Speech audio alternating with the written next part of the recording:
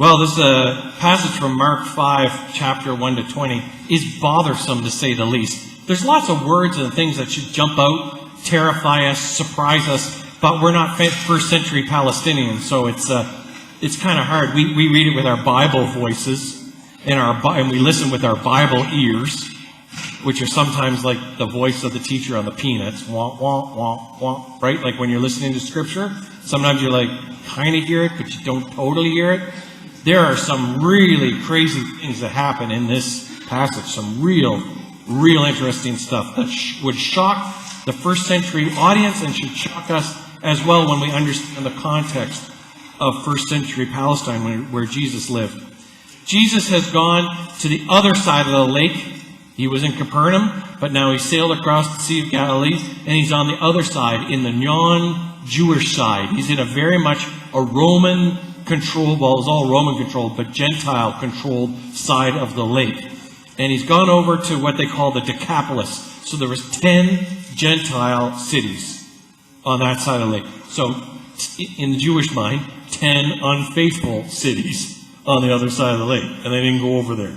But Jesus went over in a boat because, he's Jesus, right? Always going to the outsiders. And I love this, the minute he gets off the boat, this man comes forward. He's barely a man, it seems. He's a man absolutely enthralled and taken over, they say, by demonic possession. You remember that the Gospel of Mark starts very early with an exorcism, but it's in a synagogue in Capernaum. So this one is like a bookend to it, but it happens on the Gentile side of the lake to a non-Jew. But the demoniac, the demon inside of both those people say the same thing. What have you to do with us, Jesus of Nazareth? Remember that. It's yelled out both times. It's sort of like the demon greeting. If they read their demon handbook, it's like, when you see Jesus, yell this. What have you to do with us, Jesus of Nazareth? The demons have practiced this. What have you to do with us, Jesus of Nazareth? Here's the first shocker. It just says, a man who lived among the tombs. And it goes by so fast. It's just like, he lived among the tombs. He lived among dead people. Folks, let's not forget, tombs aren't just holes in a cliff. Tombs are where people put the bodies of the dead. So, do you know anybody who's ever lived like that before? Sound like a good idea? Does it seem normal to us? No, it's absolutely shocking. He lived among the tombs. He's defiled in the Jewish minds, defiled just by being around dead bodies, let alone living there. And he's already, we get the image, already dead to his community. They've given up on him so much, he lives among the dead.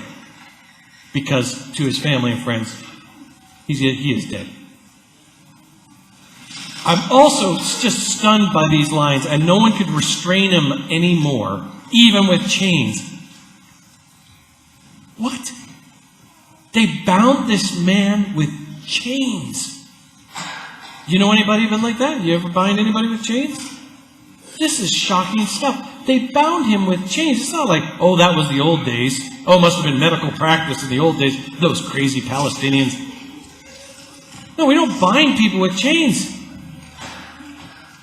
They were bound with chains, this man. They could not restrain him, and apparently he kept breaking out of them.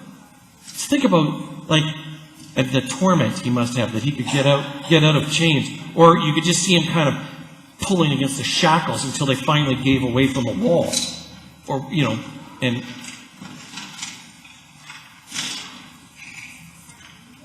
and the shackles, it says he broke into pieces, and no one had the strength to subdue him. No one had the strength to subdue him. That sets up the crisis, the hook. Night and day among the tombs and on the mountains, he was always howling and bruising himself with stones. Not only did they chain him up, not only did they try and stone him and hurt him and keep him and push him and beat him down, but then the evil had turned so much inside of him, he hurt himself. And he would howl, and I think gnash his teeth, because that's one of my favorite biblical things. He gnashed his teeth and beat himself with stones. Do you get the drama of this?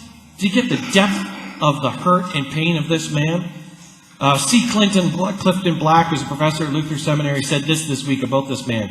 Drenched in the vilest degradation, menaced and menacing. The victim of Mark 5 is possessed by abominable forces of such magnitude as to defy any cure. Menaced and menacing, drenched in the vilest degradation. That's where Jesus goes. Not to church, not to synagogue. Jesus goes to the non-Jewish side, the unfaithful side of the lake, and he walks straight into the life of a man who's drenched in the vilest degradation. And the man says, the demons say, "What have you to do with me?" And the story goes on. Jesus commands, he says, first of all, "What is your name?" "I am Legion, for we are many." Okay, now that's a political barb at the Romans, right? Because there's legions of Romans. I think it's 1,000 soldiers, right? And a centurion was in charge of every 100 of those 1,000. Google it later. Don't call me if I'm wrong. So I am Legion because we are many. Okay? He didn't have one demon inside of him. He had many. And Jesus demands to know the name, because that's when you get power. In the first century, and you know somebody's name, you say that name. You know what? Just as an aside about the power of names, you know when you're in an argument with a loved one, but you use their name instead of sweetie or honey or whatever, you say, Dave, and you plead with them with their name, and it kind of grabs a hold of the conversation. Or when you stood on the front with your door open, David Gregory Morse, you get home right now, right? It has power. You call someone's name. You are not allowed to use my middle name. Do you know? Do you understand? That just gives you a glimpse of the power of naming someone. What's your name? Legion. Now I've got you. Out you come. Legion says, "Please, please, please, we don't want to go. Could you just look, there's those swine over there. Could you put us over there?" Now here's the 2,000 pigs. 2,000 pigs. That means 2,000 demoniac powers in that man. Think about how awful his life was. 2,000 possessions. Into the swine. We know the swine go over a cliff down into the, and the Jews don't care about that. They're just like so happy, right? Because pigs are not their thing, right? And all over the world, pigs are unclean. It was explained to me in India, we don't eat pig because they eat everything. Pigs eat everything, so they're filthy. That's what a Hindu told me once, right? So the Jews, they don't care about the 2,000 pigs that go over the cliff. They're just like, great. Dirty city with dirty animals, demonized, great. Off into the sea. And the sea is chaotic as well in Jewish theology, so off into the chaotic sea, animals are swallowed up, demons are swallowed up, that's it. It's a great wrap-up to the story, except the people who saw it were afraid, and they go, the swine herders, whose livelihood were the pigs, go to tell everybody in town, and they come, and they're afraid of Jesus. Because who's more frightening, the demons or the person who could beat 2,000 demons? Right? I mean, people didn't know it was Jesus like we think of Jesus. Just think of a guy rolls into town and could beat 2,000 demons at their game. It causes some fear. But they're afraid because we know in the Gospel of Mark that fear is the opposite of faith. They beg Jesus, please leave our territory. In many ways, they're echoing the plea of the demon. What have you to do with us, Jesus of Nazareth? Why do you linger? Why not go? Could you just slip away, please? They want none of his trouble. They want none of his power. They want none of his death-defying, love-inviting power. Because it threatens everything they know about the way of the world. It threatens their comfort. It threatens their status quo. It threatens their power over others. This kind of death-defying love. And then the guy says, "Could you take me with you, please? I'd like to follow you." Right? Seems like an okay request. Natural. Thank you, Jesus. You healed me. I feel so good. I'm going to follow you forever. But I have a feeling sense of the what's going to go down, these people were scared of what just happened. Probably would then threaten this man's life, right? Like Lazarus getting up from the dead. Sort of like, we got to kill him so the word doesn't get out, right? And so I think he's scared for his life. He's like, Jesus, can I come with you and the big fisherman? I need protection. Jesus says, no. I want you to go back to your family. Go back to your community and spread the word. Guess what? He did. All over the Decapolis, it says. To all 10 cities, this man lived the rest of his life preaching the goodness of God, the love of God, the death-defying love of God as seen through Jesus.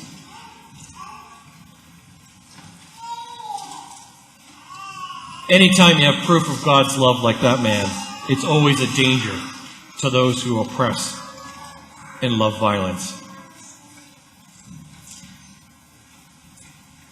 As I mentioned, the name Legion, this whole story in many ways, is a strike by Mark at the Roman occupation.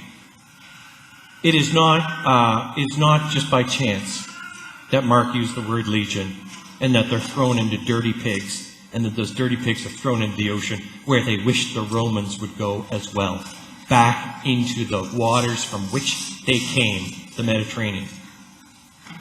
This is deep political drama as well as spiritual drama. This is teaching and healing for people of an occupation, people beat down by the Roman government. This is Jesus and his disciples and those who followed later saying what Jesus was about was breaking down powers and principalities, about breaking down empire, about breaking down colonization. It's as old as time. I don't know if you've been listening to the news, but this week, very, very important things happening, we hope, for the Rohingya people of Myanmar. Anybody know much about the Rohingya? Have you been following that? Well, I've been listening to it off and on, but like many of us, I'm just like, oh yeah, the last 2 years I hear about the Rohingyas, I feel bad for a second, and then I move on. Right? The Rohingyas are a small ethnic group in one of the states of Myanmar. We used to call it Burma. And in 2017, the government forces started to systemically cleanse the earth of the Rohingya people. In fact, the Myanmar government calls it the clearing. They call it the clearing. And soldiers went into the state where the Rohingyas, who are Muslims, where they live, and started just systematically killing people. Since 2017, 10,000 people have been killed. 10,000 Rohingyas. And 740,000 have been displaced into neighboring Bangladesh. Bangladesh already has a lot of people, just want you to know. So 740,000 more as refugees is tough. And then the Myanmar government's going into those refugee camps and destroying and raping and pillaging and killing children. This week, the United Nations International Court of Justice in The Hague heard a review of the, I'm going to get my terms right here, the UN fact-finding mission from last year. They heard more details because somebody finally stepped forward and took the government of Myanmar to court for rights against humanity, or acts against humanity, atrocities. Guess who? The Gambia. Anybody know where the Gambia is? It's oil-rich, African country. It's a little sliver of land up a river, and it's surrounded, I believe, by Senegal on all sides except for its waterfront. It's just this little tiny African country, the Gambia, but it's an all-Muslim country. And on behalf of the Association of Islamic States or something like that, they decided they would launch the legal battle and finally call out Myanmar on the genocide that's happening over there. Just for the record, the United Nations fact-finding mission called it genocide. Our own Trudeau government has called it genocide over the last 2.5 years. Nothing's happened except more killing. So the Gambia rises up and launches a legal case supported by other Muslim countries financially. The Gambia, their vice president said this: She described her own country as a small country with a big voice on matters of human rights on this continent and beyond. A small country with a big voice on matters of human rights. Wow. Wow. So they took on Myanmar. And this week, the Supreme Court, or the International Court of Justice, 17 judges, the world's greatest judges, heard the case. And on Thursday, ruled against Myanmar and demanded that Myanmar start protecting the Rohingya people. The Rohingya people, and this may sound familiar to you, the government of Myanmar has posters up telling lies, speaking bad about their culture and about their the way they look and about the way they smell. There's posters all over Myanmar. Government officials in their speeches talk about the Rohingya people as dirty. One of the mottos of the Myanmar government officials is, "The earth will not swallow up a race of people, but another race will." That's a motto. Sound like anywhere you've heard of before? I was almost paralyzed in my car this week listening to some of the accounts of survivors that the UN heard. I thought to myself, did we learn nothing from Germany? Did we learn nothing from Rwanda? Did we learn nothing from Bosnia-Herzegovina? And now, in case you think it's just this one-off, I know so many European countries that are creating stricter immigration laws, spreading lies about what immigration will do to their country. Or if you need a little closer to home, the law in Quebec banning public servants from wearing religious symbols like hijabs. It all begins somewhere, folks. It all begins somewhere, and it's the same coin. It's the same coin, just different sides. The idea that there is one way to be human continues to rear its ugly head in the 21st century. The evil of this day, the evil, like the Roman occupation, is the evil of genocide, and that starts with us believing there is one way to be a human being. Is it from some outside supernatural force? Some demon that's possessed thousands of people so they become racist and take over and kill people and push people out and don't invite people? Is that what it is? Or is it an evil that's inside of all of us, that's being lived out through greed and through fear? Into the midst of this evil comes Jesus. To the other side of the lake comes Jesus in his boat, finding all of us unawares, all of us living out evil, asking us to live better. Christians, we need to join God. We need to speak with the power and authority of Jesus that scared people. The time for speaking the love of Jesus in these kind of flaky, lovey-dovey, New Age ways is over. It's time for Christians to rise up, use our real power and authority that comes from the teachings of Jesus, and call evil out. Why did our government say it was genocide, but not act on it in any serious way? Why didn't Canada take Myanmar to court? We need to join our God. We need to rise up with the Christ that's within each of us and call evil out and send it packing. It's not someone else's job. It's not someone else's job. It's ours. And we have everything we need. We have everything we need. The teachings of Jesus, the way he modeled love in the world, images of servanthood, prophetic dreams of peace and justice, and right here at Mayfair United Church, we have of abundance. We have love abundant. So let's get to it. May it be so. Amen.